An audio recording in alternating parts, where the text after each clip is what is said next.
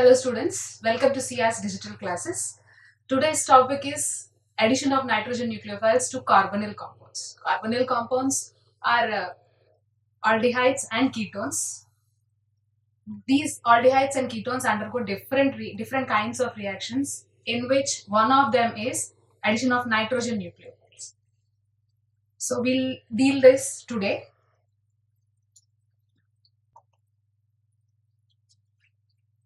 So nitrogen nucleophiles, these are derivatives of ammonia.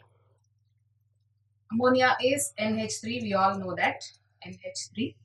So ammonia, when these hydrogens here present here are changed with any other compounds, then they are called as derivatives of ammonia, and these are nitrogen nucleophiles. The word nucleophiles indicate nucleus loving substances or nucleus loving anions. So these anions, they attract to the nucleus, any nucleus like hydrogen H plus, and they attain stability. So these nucleophiles, they react with carbonyl compounds and give variety of products. All these variety of products with nitrogen nucleophiles follow same mechanism. Now the groups here are changed, denoted by Z, and the immediate derivative formed here is the imine derivative. This is called as imine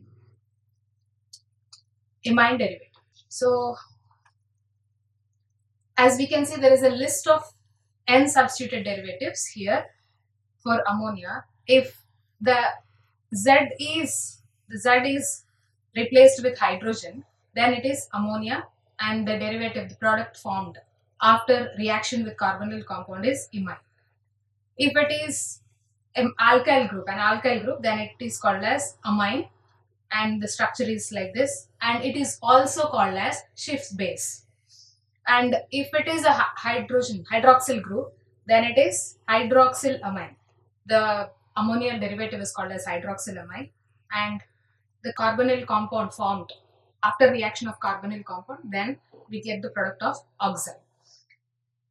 Like that, there are many different compounds. All these follow same mechanism. So this same mechanism can be seen in the next place, which involves 6 steps. So the first step is the protonation of carbonyl oxygen. We all know that carbonyl compounds contain C double bond, and this is carbonyl oxygen, this is carbonyl carbon. Now if we see the structure here, the first carbonyl compound here will be protonated. That means addition of H plus ion. Now after protonation, we get a tetrahedral intermediate. Now this tetrahedral intermediate, this structure can also be called as oxonium ion because it contains plus charge on oxygen. So this oxonium ion is attacked by the nitrogen nucleophile. Here it is alkylamine. Now methylamine, for example, here. Now this will undergo changes here to form carbinol amine. This structure is called as carbinol amine. Now after the formation of carbinol amine, there is a deprotonation again. That means removal of H plus. So this proton is removed from the molecule and we get a hydroxyl compound, a OH group, compound with OH group. Now this OH group again will convert into oxonium ion. Again it is protonated.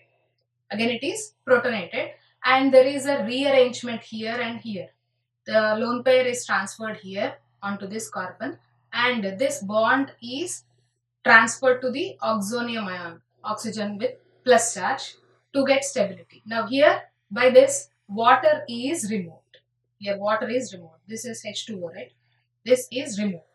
After the removal, we get a double bond here because this is transferred here. The lone pair is transferred here.